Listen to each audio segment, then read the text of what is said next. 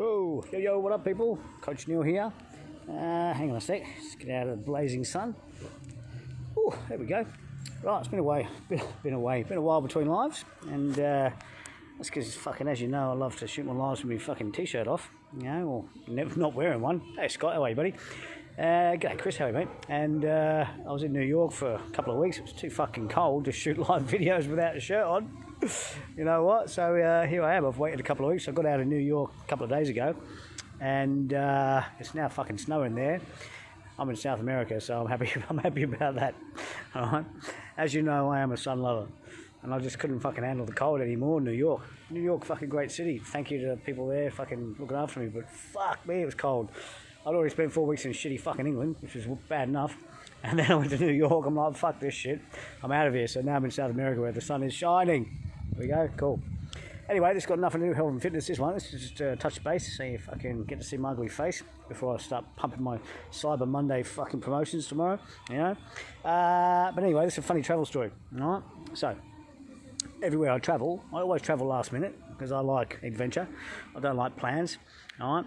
And I've had a pretty good run, you know. I mean, I've sort of got this gig down pat, but this time I got fucking shafted.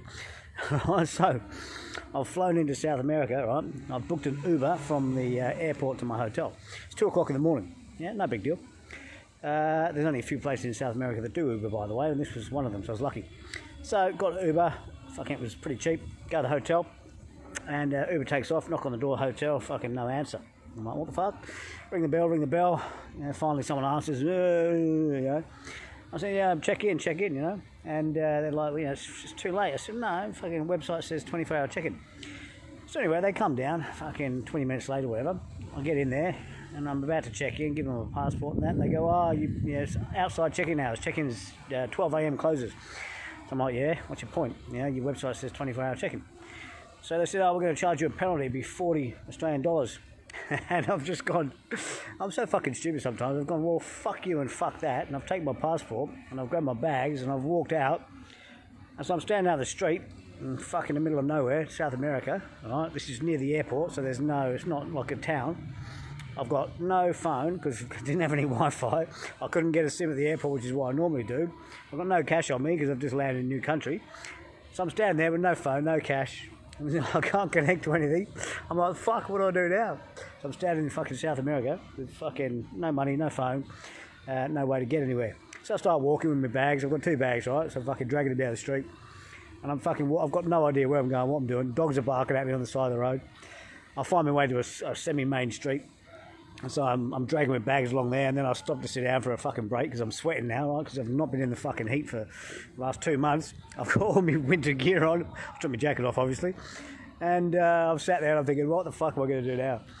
Some geezer pulls up in a taxi, and he's like, taxi. And like, you can't really tell if they're taxis. They don't fucking say taxi on the top, you know what I mean? I'm like, how do I know this cunt's not some fucking murdering fucking gangster? Or he is a taxi. But anyway, he's like, yeah, you want a taxi? I said, well, yeah, I need a taxi. He goes, where are you going? I said, fucking ATM, I need a money machine. Actually, he called it a money machine, not me. I said, I'm going ATM. He said, oh, money machine. I said, yeah, money machine. Lucky he spoke English, right? Because some of them, well, actually, I've found since I've been here now, many of them don't. Which is my fault. If I'm going to go to their country, I should speak their fucking language. Anyway, so we drive around for like 45 minutes trying to find a money machine. And literally, this was a couple of nights ago. Yeah, a couple of nights ago. So we've gone to like 3 or 4 different machines. Card in, no money. Card in, no money. The machines were empty, all right? And then some of them don't take international cards. Only the main banks take international cards. Anyway, we finally find one. It works. I get money, thank God, because he's probably thinking by this stage, this cunt's got no fucking money. He's driving me around town, fucking trying to, you know, use me or whatever. Anyway, so I get money out. I said, right, so I need a hotel. Now it's 4 o'clock in the morning by this stage, and I'm catching a bus the next day from one place to the next place. So he goes, oh, I'll take you to a hotel. I said, yeah, no worries, take me to a hotel. So at this time of the night, there's only a few hotels open, and they're all fucking, half of them are hotels, half of them casinos. And they're all through the roof, like fucking expensive, yeah? And I said, you know what, mate, it's only 2 hours till I get my bus. Just take me to the bus station. So he takes me to the bus station, which is like this fucking shack on the corner of the street, right? And then he says, oh, you don't want to wait here. I said, why not? He said, oh, someone will fucking shoot you and rob you. I said, oh, thanks for that, mate, that'd be great. I said, oh, don't worry about that, mate. I said, I've been for that shit before. You know, so anyway, he drops me off.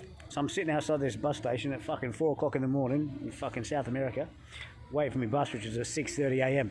And this bus station was dodgy as fuck. There was, you know, fucking homeless people sleeping there. It was all dark and shit. There was no cameras, no lights. So I'm thinking to myself, fuck this shit.